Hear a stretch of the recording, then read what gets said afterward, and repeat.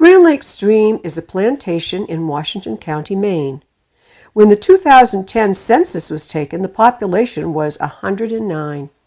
The town is named after the stream that flows through the town, which is known for its excellent landlocked salmon fishery and a fishing tradition that dates back to the middle of the 19th century.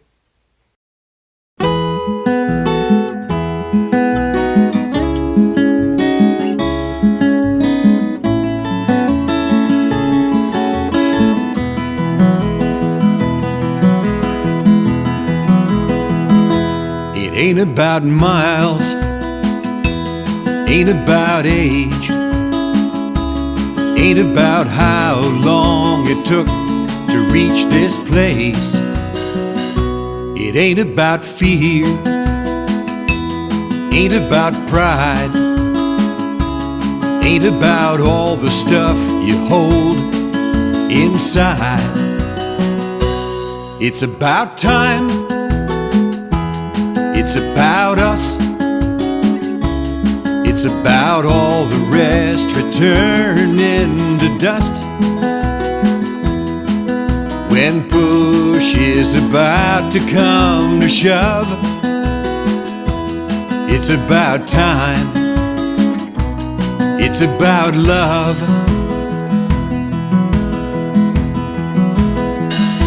It ain't about fame, ain't about money, ain't about the claim you stake in the land of milk and honey. It ain't about words, ain't about vows, ain't about anything but what you do right now. It's about time, it's about us, it's about all the rest returning to dust. When push is about to come to shove, it's about time, it's about love.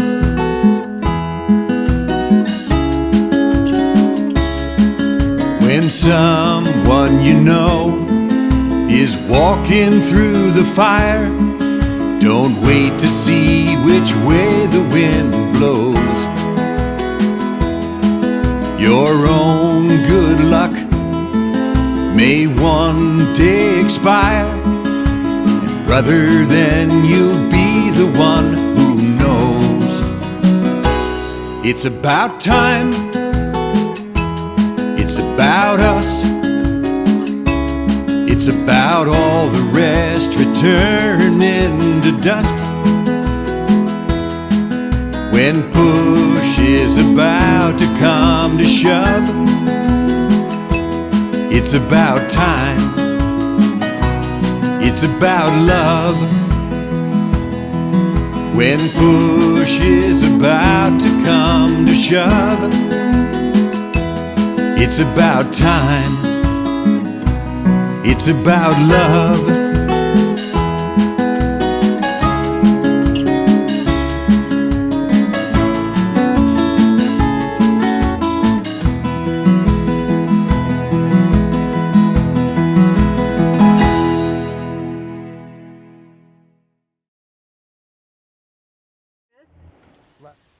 Oh, I know the first time that we came here, my husband and I came to fish, and we stayed in one of the camps right on the stream.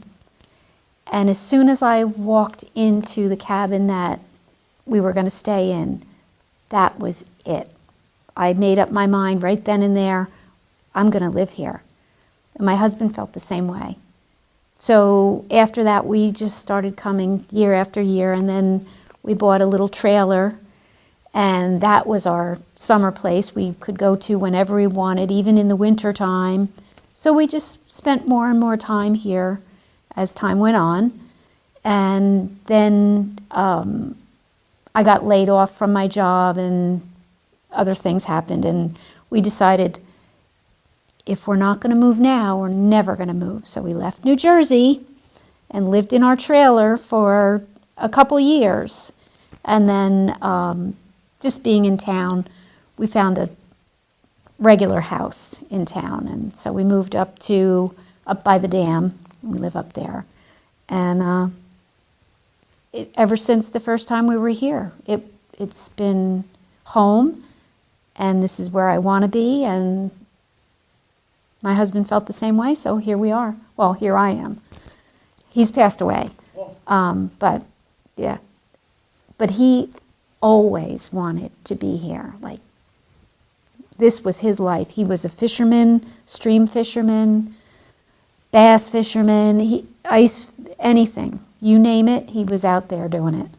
So, we fit in really well here. Even the people you don't like, you do like. And it's just perfect. I started remembering more when we got to the fish hatchery house, when Dad took the job at the fish hatchery. And we lived right beside the school, so got to play on the school grounds and then play on the baseball diamond. But I went to school here for 6 years before I went to Woodland. And I had my mom teach me for 2 or 3 years, which was a little strange, you know. Meaning, Mom, I know my brother would walk over with her, and he said one time, he says, Mom, and he always had to stop calling her Mom when he got to the walkway that went into the school. And then he says, Mom, he says, I like you, but he says, sometimes Mrs. Callaghan I don't like. He had her a little longer than I did. So yeah, we had classes here in one of the rooms, and it was 1 through 4th grade and then 5th through 8th grade, but I didn't make it through the 8th. I went to junior high in Woodland, and so that's about 64, I guess, that I went to Woodland, and things were different then. But it was great growing up here, and the kids were really all friendly with each other and hang around with each other because we went to school and you were all in the same classroom. It was just everything you did together, you know. So it was great growing up as a group like that. So we were all pretty close. What kind of things did you do after school? Oh, wow. Well, this in Grand Lake, it's almost like summer camp year round up here. I mean, you just, all the opportunities to do anything and everything you wanted to do. I mean, we probably wore our bathing suit all summer long, rode bikes on it, played baseball, went swimming. You just went from one thing to the other. I mean, it was a great place to grow up. You got the opportunity to do the fishing and the hunting and snowmobiling, skiing. I can remember when we'd jump on our sleds and up on the top of Weatherby Hill there, and could go all the way right down the main road, slide with your sleds, you know, and we had a lot of fun doing that and building forts and stuff like that. So, and the kids in Grand Lake were always pretty tight. Sure. I'm Jimmy Williams. I'm the son of Ralph and Ruthie Williams. I was not born here, but I grew up here from like the time I was 3 days old and went to school here. Grew up here, worked at Weatherby's, had a whole career there and stuff. But growing up, it was great. I grew up with a great bunch of friends. It was Peter Yates, Pam Yates, and Calvin Brown, Frankie Bagley, Bernie and Chicky Kelligan, Susan Wheaton, Sally Ann Nason. And that's what really bonds me to this town, is the friends you grow up with and just being in the town. A lot of the things that I remember is being outside all the time, whether it was summer, spring, winter, or fall, and playing. One of the things that's dear to me, and having all those friends, and I always get a kick of and make a reference to, is I grew up here, had a wonderful life, and a lot of it was because I had so many mothers. All of us kids growing up, our mothers had a network that was unbelievable. And we would be out of the house from basically daylight to dark and beyond. But our mothers always knew what we were up to, what we were doing, what we had done. Their network was great. And I can remember, too, getting caught in a few things where maybe we weren't supposed to be doing. And if one mother caught us, we all got the same treatment. So there was no, wait, you know, you better go home, I'm telling you Mother X. We got the treatment, and then they told their mother too, and we got it again. And that was, that's very beneficial because you basically start learning values that way. Actions takes consequences, and you start learning it early on here in Grand Lake. Some of the other of my favorite memories here is right here in this little schoolhouse. That's where I started from kindergarten all the way to 6th grade before we got sent to Woodland. And then, down here in this little gym, this used to be a gym. And my favorite teacher of all time, Mrs. Kelligan, would have us down there, and she taught us how to play basketball down here. We learned how to do the Virginia reel down here. And it was funny because if you look at a bunch of kids and stuff around here, we didn't all even girls to boys and all that stuff. Some of us who were the younger ones, Chicky Kelligan and myself, sometimes had to be over on the girls' side to do the Virginia reel. But then again, it's all lessons learned. You learn how to play together, how to get along together, and all those different things. Jack, what brought you to Grand Lake Stream? My grandmother and my grandfather, John Bacon and Lil Bacon, and that was my grandmother and grandfather on my mother's side, and through them, my grandmother, of course, worked at the Birches for years and worked in the camps here for years, and she did such things for me, even though I was in Woodland just about that high. But she'd save turtle eggs that she'd get off the sandbank up to the Birches and bring them down in a coffee can to let them, get big enough to get out of the can. They never ever did get out of the can because my mother, when Grammy left, Mama dumped them out. And I never saw a turtle out of them, damn one of them. And Ma never knew that till the day she died. But anyway, that's part of the things with my grandmother. She was a full-fledged old lady, hard-working, and she had 5 kids, and some of them are gone now, but for the most part, most of them are still just carrying on, just like me, and for whatever it might amount to, in 10 more days, I'll be 86. And I feel like $1 million. I quit smoking, drinking, and everything, except eating. But anyway, I feel great. I feel like I do. I work every day. But My earliest memories. Well, I'm Kenny Sprague, and as Morris knows, I'm a real live Grand Laker, and I'm damn proud of it. And there's a lot of people say they're Grand Lakers, but I let them know right away that they're wannabes. So I love Grand Lake, and I remember growing up here, there were so many of us kids. I mean, we were everywhere, and we played baseball and basketball, and we lived up to the dam and learned to swim off the wharf up there. And we leave our homes in the morning, and we didn't get back till supper time. I don't know if we drowned or not. Nobody would know it. And Harley Fitch had a little store up there. He'd sell candy bars and things, and his wife's name was Helena.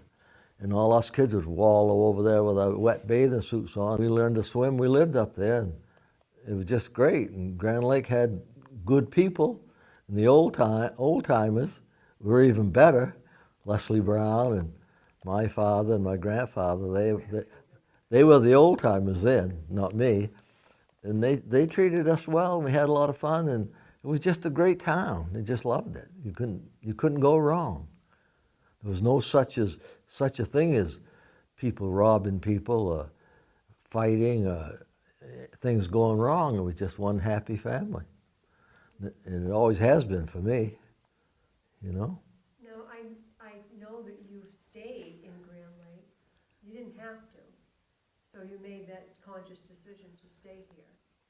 What is so special about Grand Lake that made you want to stay as an adult and live your life here? Well, the thing is with Grand Lake, Morris knows, once you got out of school, we were all poor kids. The whole town was poor, but nobody knew it because we all paddled the same canoe. We didn't know we were poor. And we had clothes and food and everything like that. But once we got out of high school, and at least in my home, there was no such thing as further education.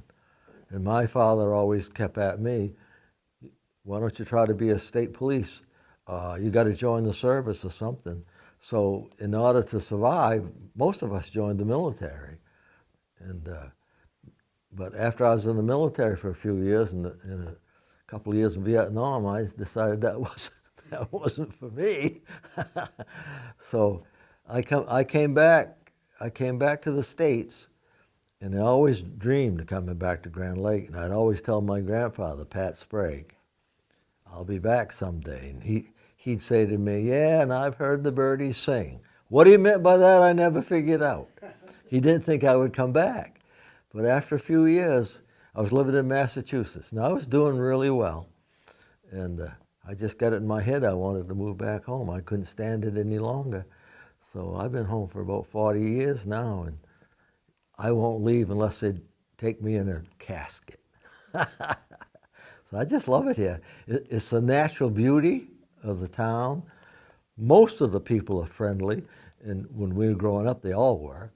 You know, we had the lakes and the stream, and I was just like Johnny Brown, Morris's father. I was a vicious trout fisherman, and I could always go get a bunch of trout. I loved that, and I hunted. Me and my father were the biggest criminals in town, and loved hunting, and you know, it was just my world, and it still is. I have no intentions of going anywhere. So I just love Grand Lake. To have a good time all the time, you know? Yep. Kids, way back when I was just about 10 or 15 years old, Billy Sprague, all of the Yates kids and all this that was big enough to walk, to give ourselves something to enjoy, we used to cut switches, pretty good sized switches at apple ripen time, and stick an apple on the end of them switches and kill the cherry peckers that was setting out the damn railing up there. I don't know how many we killed, but we got caught at it anyway. And I thought we were all going to go to prison, but we didn't. But anyway, it was things like that. And we tied ropes on the damn railing. You couldn't dive off the dam, you'd kill yourself. But we used to tie ropes on the railing and then go down and swim out and get a hold of the rope and let it get you down into the whitewater, and then you could just drift on the whitewater, headed down toward the bridge, you know. And it was little things like that that I remembered I will forever, I guess. And, well, Billy, of course, we had Labor Day down to Woodland. That was a big special thing, you know, Labor Day. And Billy and Earl and all the Sprague kids would come down and stay with my grandmother or my mother and father and stay there for 3 or 4 days during carnival time. And I probably shouldn't, but is Billy Sprague coming? Kenny's coming. Huh? Kenny Sprague's coming. Well, Kenny, well, yeah, well, Billy is is the one that I was going to single out if I dared to, is during the carnival time down to Woodland one time, Billy was staying with me down to Woodland, and my mother and father. And we was down, walking down over what we call Black's Hill in Woodland, and to go up to the fairground. So we, you know, just walking along, just talking, and And finally he said to me, he says, "What's that faucet on that tree for?"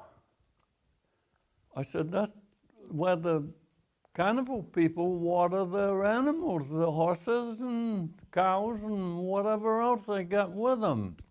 He said, "You're kidding." I said, "No." He says, "Can you drink it?" And I said, "I wouldn't. It's coming right out of the river right over here, you know." And he says, "Oh, Jesus." Then he says, "Oh, I'll tell you something." He went over, and this is the gospel, God's honest truth. He tried to pee up that faucet, and he peed right in his own face. And I've laughed over 10 years over that. And I told everybody that I come to, you know. And that is the truth. And I was hoping that he might show up so I could razz him again. But anyway, that's probably the dirtiest story I can tell. What about guiding? You're a guide. Oh, I guided till I was old enough to, I guided when I was old enough to get a license, which I did, and I got all of that stuff at home. I kept it, and I guided out of Princeton, Grand Lake mostly, but Princeton and some down to the mill. Some of the boys down at the mill knew that I was a registered guide. And so people that were coming in, salesmen and stuff like that at the mill, on occasion, they'd call me and ask me if I could take them fishing, you know, and I could.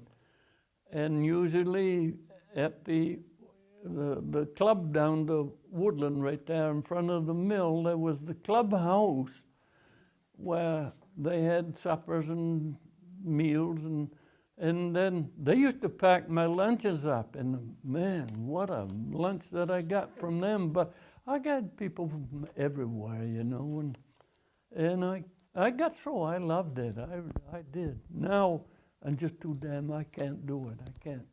I just can't do it. Too much. Are you much of a fisherman yourself? Pardon? Are you a fisherman too? Yeah, fishing and hunting. That's been a good part of my game all my growing up life. And I was a notorious bandito. I almost got caught too. Jacking deer and in a corner in the house one night, and she says, "I'm going to beat your ass to death if you don't stop this goddamn poaching." And that put the fear of God in me, I'll tell you that. I didn't do it anymore. Well, I think the community as a whole, I mean, growing up, all the adults looked after us. We could run all over the town. We had the run of the mill, you know, to speak. They all looked after us. You'd go into the Pine Tree store and they'd be on the liar's bench and telling stories. And we'd always go in because they teased us. And we always liked to get teased and whatnot. So you could go to anybody's house and we all got cookies or whatever, brownies and whoopie pies all over town. So you knew where to go to get something to eat. And the whole town basically looked after the kids. And they were a close-knit community. I know, that one thing that my mother taught school, and when we got out at school break, we'd go to camp for the whole 3 months. And so that's why I guess I'm a camp rat now, because we grew up, no running water, you had gas lights and gas stove, and you played cribbage and cards and stuff like that. And so it just instilled that kind of life into me. So it's an enjoyment to come back here and be able to do that stuff growing up, because it's basically your innocent years that it was carefree. And you didn't have the rat race and all the traffic. Like I said before, you know, you could play in the streets here and ride your bikes, and it was that kind of town that everybody looked after you. Tell me about the Liar's Bench. Why is it called the Liar's Bench? Well, it's just the stories told there, with the different adults that was there, Val Moore and Ollie White and Eddie Chambers, and that group there would always be sitting on their bench talking and whatnot and telling stories. So they called it the Liar's Bench, and it was always comical to go in there, but we really enjoyed listening to their stories. Yeah. I can remember one time we were down behind Paul Hoare's store, the Pine Tree Store, and we were playing. It was Frank Bagley, Jim Williams, my brother and I, Chuck, and got in a hornet's nest, a real bad one. I don't know if we were putting the rocks to it or whatever, but it got onto us real bad. And of course, I could run pretty good, so I beat feet and Chuck beat feet. But Frank and Jimmy was just getting stung galore. So we run up around the front, and I know that it was the same guys, Val Moore and a bunch of them sitting there out front, and they took those kids and took all the shirt and stuff and T-shirt right off them, and whacking and got the hornets right off them. It it was kind of comical now, but not at the time. My name is Kathy Militia. I am the first assessor in town. I've lived here full-time for about 8 years. Started as a summer person, and I don't usually go around saying that I'm the first assessor, but like I said before, I think it's relevant that I've only lived here 8 years, and the town has accepted me to the point where they've drafted me into a governing body, and it feels right, and it shows that once people accept you here, you belong here and you are theirs, and that's the way I feel now. I belong here. I think I don't know that I could describe it. That cabin itself is very close to the stream, and you can hear the water running. So I wouldn't even sleep in the bedroom. I slept out on the day bed so that I could listen to the stream. And that, to me, was perfect. That and the fact that the camp owners that we stayed with are very welcoming people. They make you feel like family, and they're also from New Jersey, so maybe that counts. But my husband and I used to joke with each other that this town is like Mayberry, the Andy Griffith show. And it is. It is. It's like a step back in time. The way people are close to each other, it's more like a family, and in good ways and bad. We fight like family, saying bad things, and then, as soon as you sense that somebody needs something, it doesn't matter what you don't like about them, you're right there. And that's the way people have been with me also. So it's home.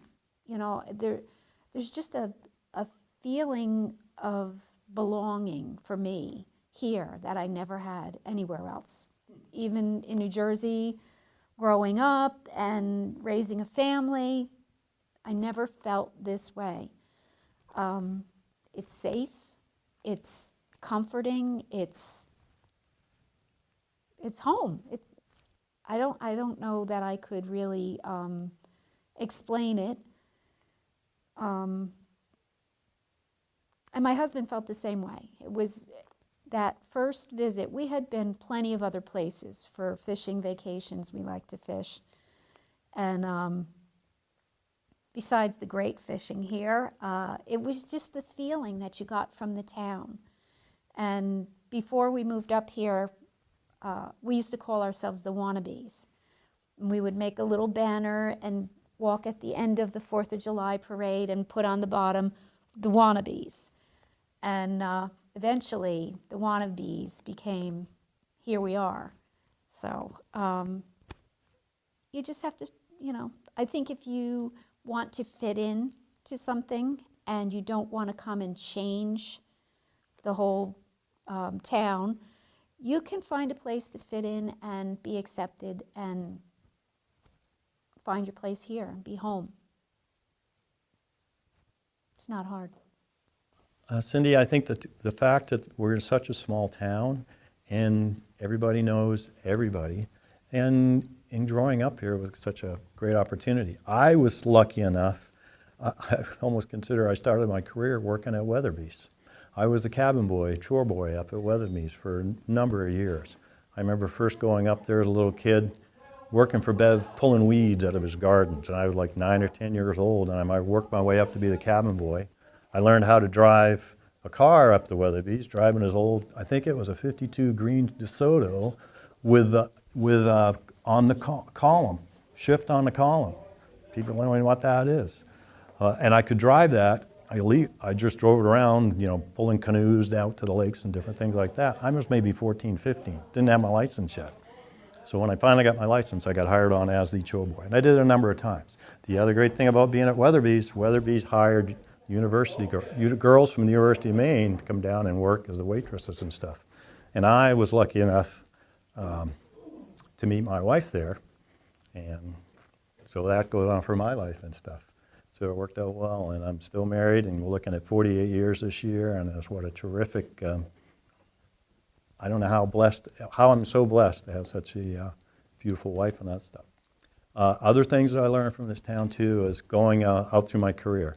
And when I graduated from high school, I did a couple of years at Beale College. Then I joined the Navy and got to do the job I wanted to do as an air traffic controller. I was enlisted. And I was fortunate enough, as I went through my career, and that first enlistment and stuff, to learn, the things you learn back when you were a kid, working together, compromising, learning the different values and things, how it applies to a lot of stuff that you do out in life. And it doesn't matter, if you're in Pensacola, Florida, or out at sea in a ship or something, you got to work together, you're a team, and make things work. I was very lucky too in the Navy, and I give credit to this little school and Mrs. Kelligan and all the teaching she did is keep your eyes open to opportunities. Don't get tunnel vision. And because of that, I took advantage of a lot of the programs in the Navy, and I was lucky enough to get a commission and become an officer. And I did 22 years plus in the Navy. I retired on a Friday, and lucky enough, I went to work as a civilian on Monday in Department of Defense and did another career. And all of those, I give credit to where you come from and what you learn and take advantage of and how you learn things and be open-minded. The other thing you learn about this town is you do get your values and things, and then you learn everybody's perspective on things. This town has a great reputation of being aware of just the area itself, and that I mean the conservation, our environment. We've always had the fish hatchery in town, always pro on keeping that up. Life in this town, its livelihood has been fishing and hunting. My dad, Morris's dad, all of our dads were guides, and that was their livelihood. And those guys, they would work for like $17 a day and had to supply everything. And it wasn't because they didn't take that job because that was their career and they're gonna make a lot of money of it. They did it because they loved being outside. And what they brought to this town, the people that came in, the sports as we'd call them, what they got to see in this town. A lot of times they got to see more than we did as kids. But there's all this part of our history that comes up. Now I'm fortunate when I come back home, all those feelings come in. From the time you come across Route 9, you're driving up through Woodland and Princeton, to the time you turn off Route 1 and you head on the Grand Lake Road and you hit Musquash, that's when it kind of feels like, I'm home. And it feels like that all the time. And I get emotional about it. And, that's what it is. Because I realize all those old folks I knew, all those old guides, the Valmores and Walter Browns and the Leslie Browns and Ollie Whites, they're all gone, and that's a tradition that's gone on. And you're not seeing that quite anymore. But what it is, it's in your heart, it's in your brain, so it'll always be there and stuff. Yeah, so it's a very special place for me. Les Severance. Les Severance. And what brought you to Grand Lake Stream, Les? I worked at Lincoln Mill in Lincoln. The mill closed. My daughter had married Danny Bailey, which they lived over here, and we come over to visit Nicole and Danny and the grandkids, and we kind of liked it over here. So that's what really brought us to Grand Lake Stream. And where are you from originally? I'm originally from Carroll Plantation, or we were living in Lee at the time, so we came here from Lee. And what made you actually make the move? Was it the store or? We see an opportunity at the store. I was there again. I was laid off at the mill. The grandkids were over here. We said, well, let's see if we can buy the store. It was for sale, and everything worked out. We wound up with the store. Right here around 8 years. Okay. Now, being in Grand Lake and owning the store, that's kind of like where everybody comes to see other people and to buy their groceries and things. What other things are you involved with in Grand Lake? Well, since I've come to Grand Lake, I've joined the fire department. I've joined the historical society, and I'm also the trail master of the snowmobile club. Wow, you have a lot of titles. Yes, A lot of yes. responsibilities. I really enjoy it, and it can be a lot of fun, and it's a community thing, and the store is like the center point of the town. If we didn't have a town office, the store would be the town office. There's an ambulance comes to town, everybody calls the store. What's the ambulance doing in town? If a state trooper comes to town, they call the store. What's the state trooper doing in town? The sheriff or what have you. Did you see so and so go flying through town? What's going? The store is the center point of Grand Lake Street. I would call this the communication hub of Grand Yes, Lake Stream. yes, Exactly. it is. Yep. Very good. Okay.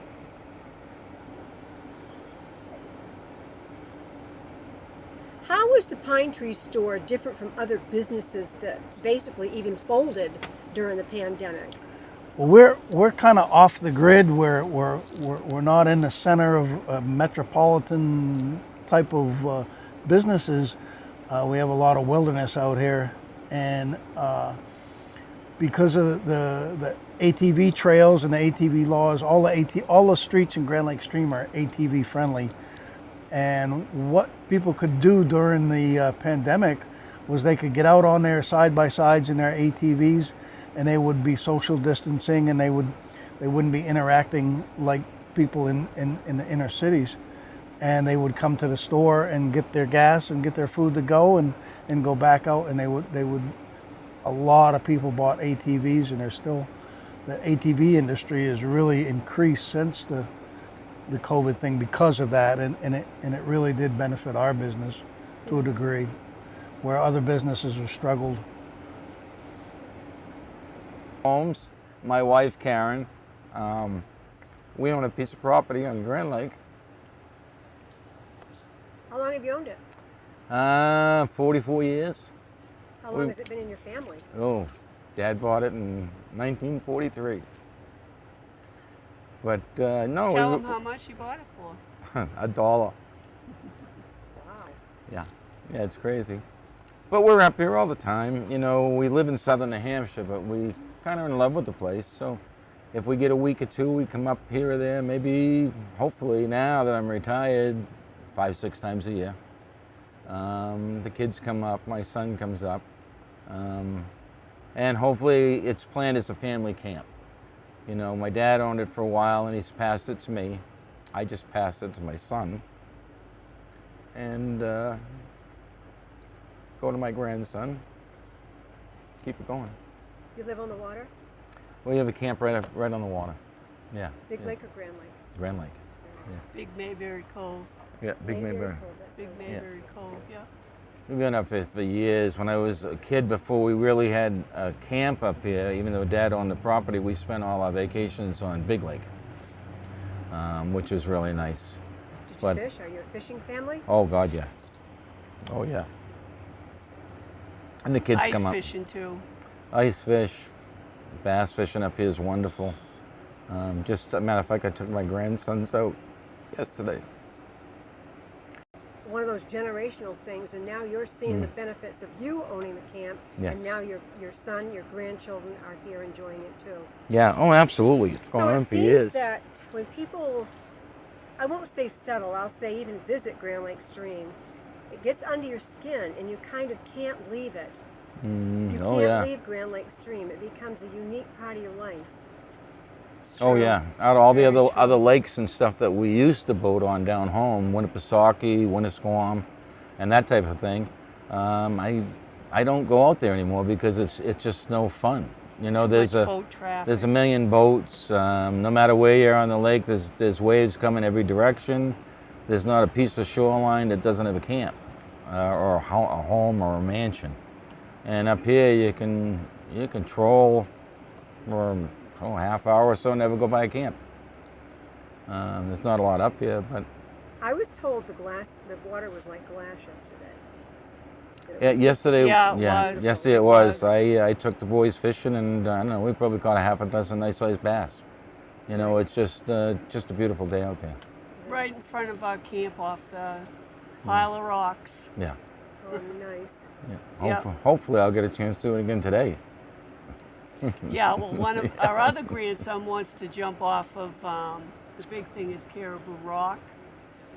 Now the water is so high, he doesn't have to jump so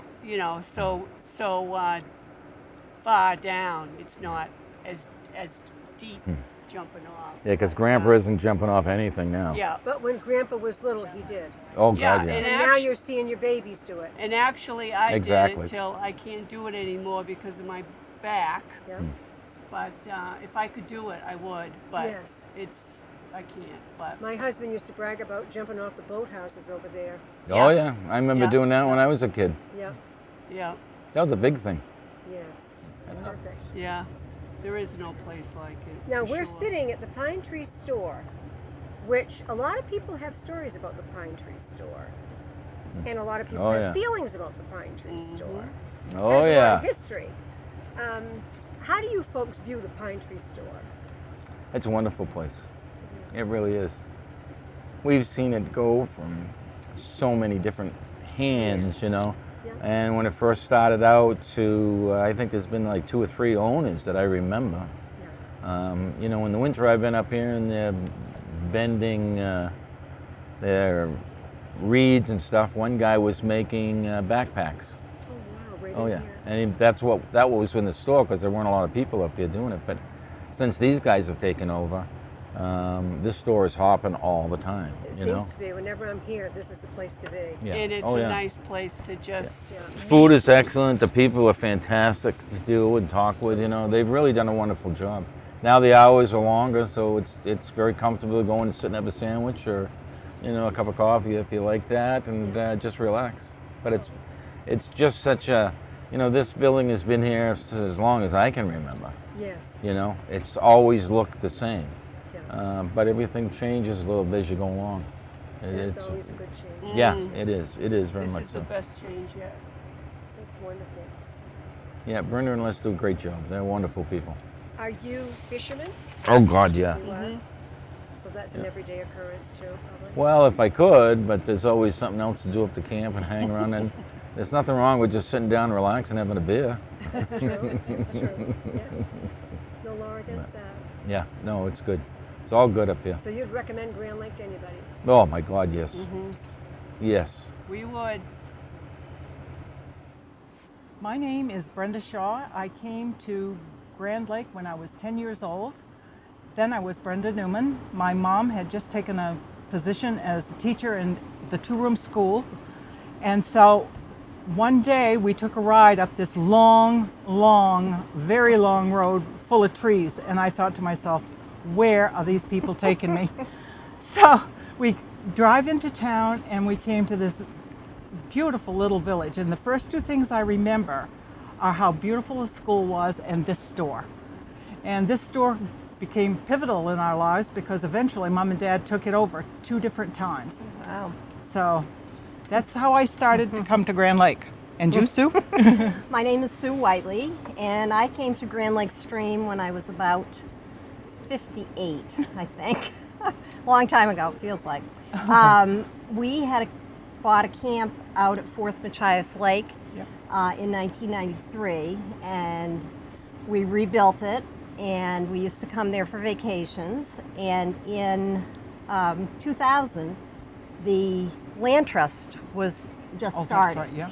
And my husband was involved with that. And so we would come and stay at camp. However, it's a primitive camp with no plumbing and no electricity. And we would stay there for a week at a time, and that was quite a long time, at least it felt like it. So one day we were in here visiting some people, and I said, you know, maybe we should have a house in this little town. Yeah. So that started the search for a house, which lasted 2 years. And we bought a piece of property on Tough End. And then the Blash House came up for sale. And we bought that in 2004 and did some renovations. And then we renovated a camp across the street. And then we renovated another camp across the street. And I'm tired. and I just love it here. It's a wonderful little town. Yeah.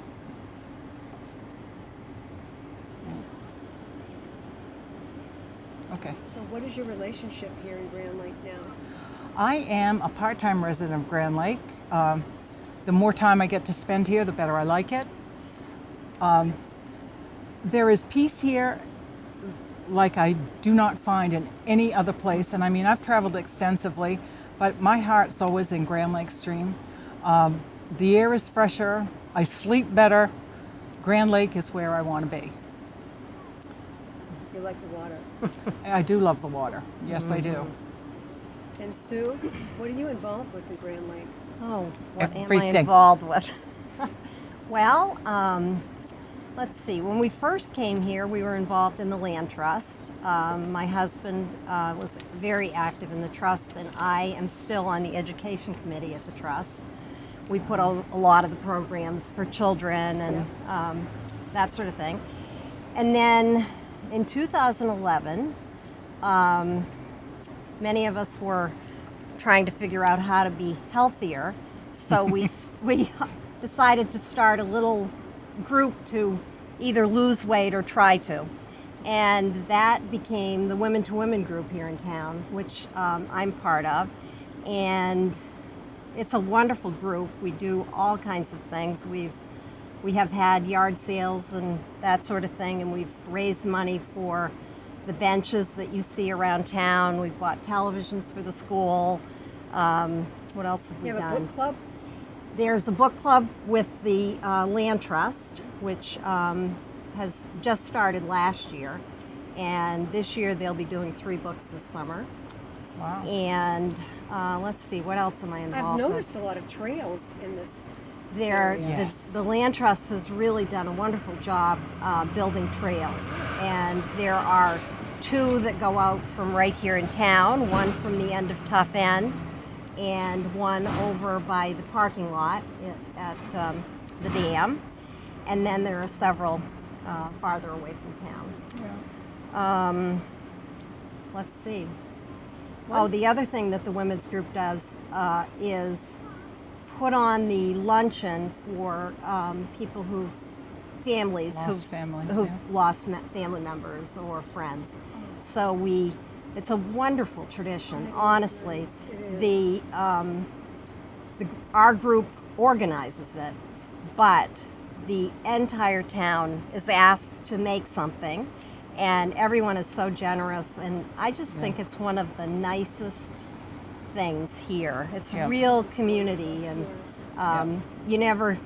people are just so happy to help, and there are no restaurants really or places to have such a thing right here. So that's one of the things I really, really like doing. And People are very kind. Extremely kind, especially oh when, yes, when the chips are down. and when the chips are down, that's Yeah, right. That's the difference, Yeah. I think, between a small place like this. And when we were growing up, we were like, all I can think of is the bus, Morris. There were 16 of us. And we squawked and we fought and we played. But heaven help the person who really got to a Grand Laker, because we became a solid block. But if we could just go back, and I think of Sunny Sprague and Walter Brown and us kids on that bus. I don't know where they came up with the patience that they had, but those bus rides, I think, are probably some of the most memorable times I ever had. You loved them, you hated them, you were mad, you were never going to speak to this one again, and yet the next day they were your best friend. Yeah. So that's the way it was with us, always. I get kicked off the bus twice. 2 weeks. Yeah. One thing that Morris mentioned too is that there's no class difference here. No. People can come in with a lot of money. People can come in with hardly any money. Yeah. And they're all the same. Yes. There's no Yeah. class here. You can't tell who the haves or the have-nots Exactly. Yeah. Yeah. are. And I love that. Yeah. And people that are here temporarily are treated as the same as if you were a native. Yeah. I mean, I was definitely not from here, but coming here, I've been welcomed with open arms whenever I'm here. Yeah. And I think people are so accommodating and wonderful. They make you feel part of them. Yeah.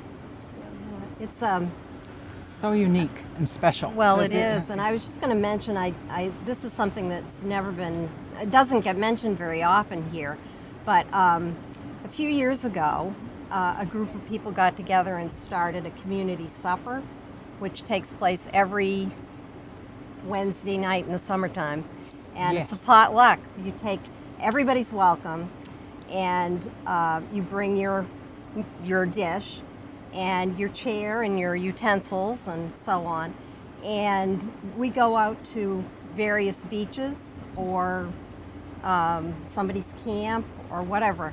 But it's been a wonderful thing to bring together the people who are here only in the summertime. Yes. Because That's nice. one of the things that I know from having a camp here is you come for a week's vacation and you never come into town and you only get to know the people right beside you. Yeah. And I just think it's a wonderful thing. It is a wonderful thing. Yeah. And Because you have so much in common by coming here. oh, Just exactly. coming here, you And have so much in common. Yeah. And it's, I think people have become more connected even Yes. to the town of Grand Lake Stream I because think they've so, gotten too. to know people. Yeah. Yes, absolutely. That's Yeah. a very good point. Yeah. Yeah. Sense of community. Yeah. Exactly. Oh, yeah. And What we about- have new pickleball courts here in town. Wow. Everyone's using them. Yeah. It's wonderful that they lined the tennis courts. The town did this. That they lined the tennis courts for pickleball. And wow, it's taken off. Isn't that funny? Yeah. I heard a lot of people, I've never played it. Well, it's like I I'd never haven't played either. bocce ball either until I went to Florida, and it's like, well, I still can't. I haven't. If it's a ball, I can miss it no matter where it is. I was one of the token Grand Lakers on our basketball team. The only reason I played on the basketball team was I was a head taller than everybody else. Could I shoot a basket? Not on your life. But Bonnie and Beth and Brenda and even Elaine, when she was playing for Woodland, these girls, these tiny little girls, had this ability, and they all kept saying the name Mr. Hunnewell, Mr. Hunnewell. Well, this man had worked with these kids, all these kids, boys and girls, which is what I love. He taught them how to play ball. Well, I was just a big lump in the middle of the court. I was tall, I could catch the ball, but I could not play, but I was a Grand Laker, so I was, so that's how I got on the basketball team. That was the only reason. It's like, but those girls could play ball, and I mean, everything we did was always fun. Somebody always had access to a boat. Somebody always had access to snowmobiles. Whether it was going up to the lake and going up to Caribou Rock and jumping off, having picnics. In the winter, we'd go, remember when we used to shovel a cove and then go down to Big Lake and shovel it off and skate and have, fires? I mean, and it was, nobody was ever excluded. I think that's what I liked about us because we were like a family. We were a very tight-knit little family. And I bet kids of all ages played together. Yeah, and there were like I said, the high school age when Morris and I went to school I think there were 16 of us. And I mean, like I said, we squabbled, we fought, we played, and I mean, it was the best time ever. I am so grateful that I was able to grow up here. And Do you met still, my husband here. When you come back, do you still feel that insulation from the craziness of the world when you're here? Absolutely, that's why I come. Yes. I mean, I love the fact that the pace hasn't picked up here. Even going home, it's like the cars zipping by. It's like, oh my word!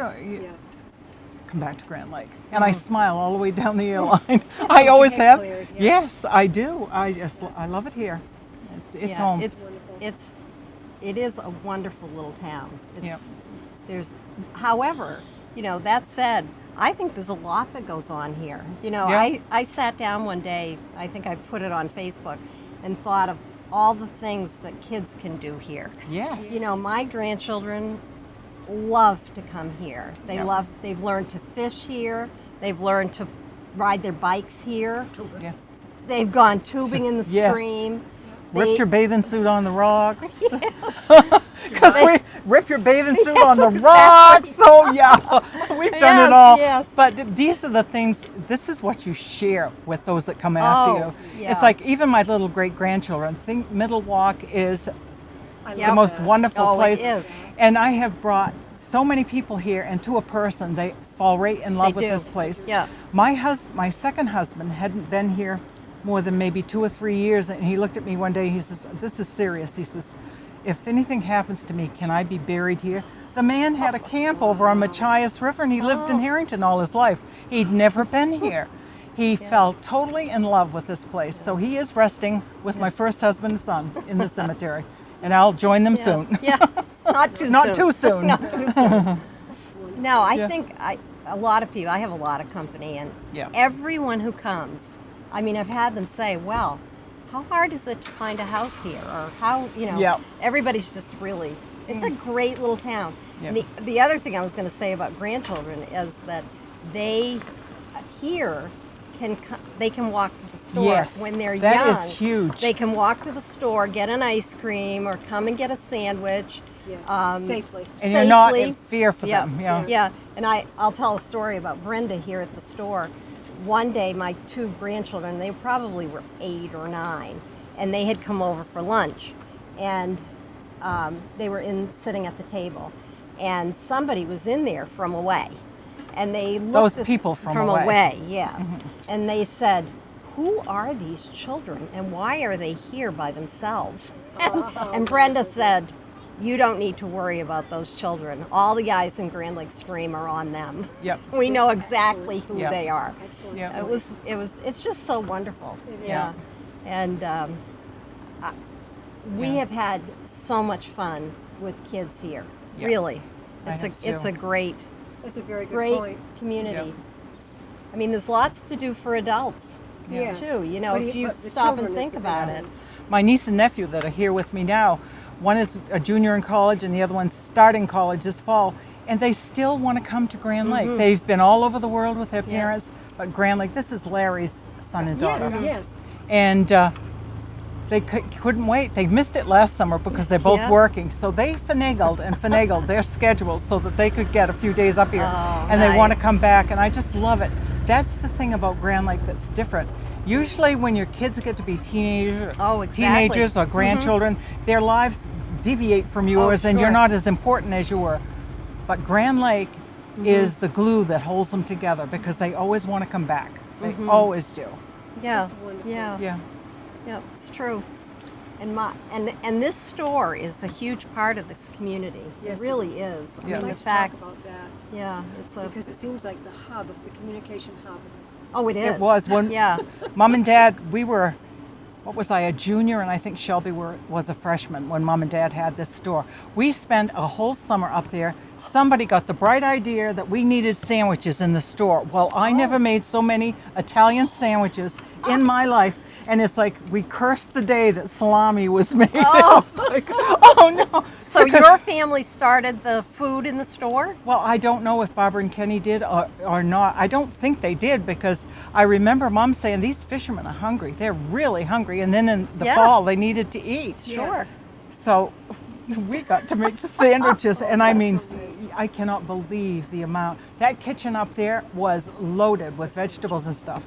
Thank goodness. You mean they did- upstairs? Yeah, Oh, we made them really? upstairs because we lived upstairs. Right. And that was Yeah. our part of the deal is to make those sandwiches. And I mean, we made a lot of sandwiches, but it was a convenience for the people Oh, that came sure. there. It is. I don't know what absolutely. anyone did. They must have had to bring their own food or just eat junk while they were here. Yeah. But we did the sandwiches for that whole summer and into the fall. Well, like, well. particularly for people who weren't staying at any Right. of the lodges. Yep, You know, they exactly. wouldn't have had. They wouldn't have had access to No. fast food. No. But I mean, this was like a love-hate relationship with Oh, I us. bet. Of course, as teenagers, we wanted the freedom to come and go. Well, sometimes we had to stay here. You had the Yeah. responsibility. Yeah. And it didn't kill us. No. Certainly. No. And you know, No. it was It good. taught you a lot. It taught us a lot. Yeah. I think you and Jackie found a little freedom. Yeah. Oh, Okay. yeah. All right. No, Morris, that's not a very nice thing to say. Yes, we did. We found all kinds of freedom.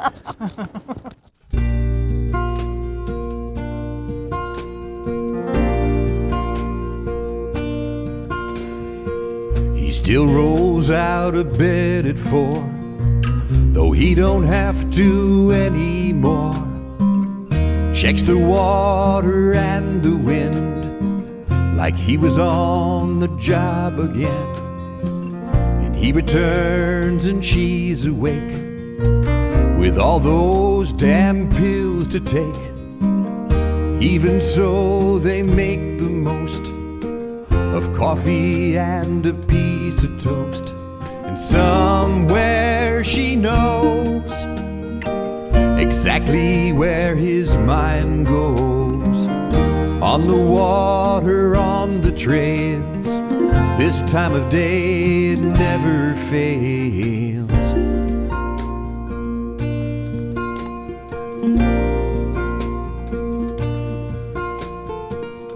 Then again he's out the door for a paper at the store.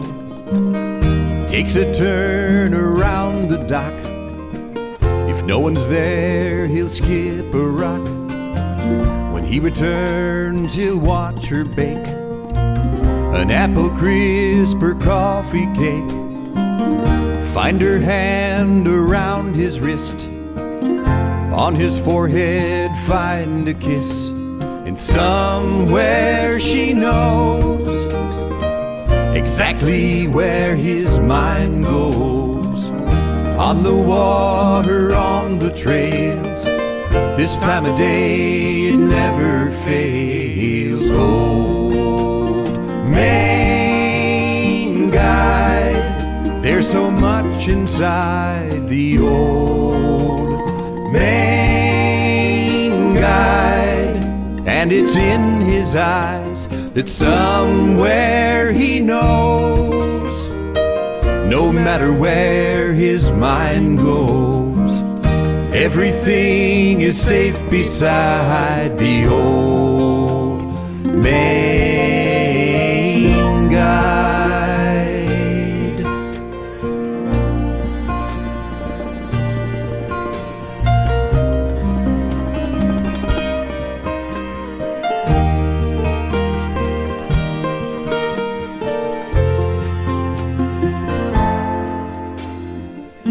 "5 o'clock, they make the rounds, see the changes in the town, spot an old familiar face, another time, another place.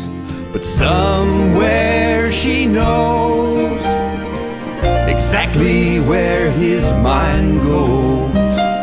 On the water, down the trails, this time of day it never fails. Old Maine Guide, there's so much inside the old Maine Guide. Almost never cries, 'cause somewhere he knows, no matter where his mind goes, everything is safe beside the old Maine Guide.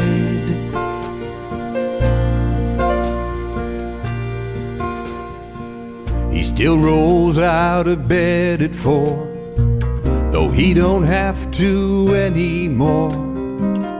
Checks the water and the wind, like he was on the job again.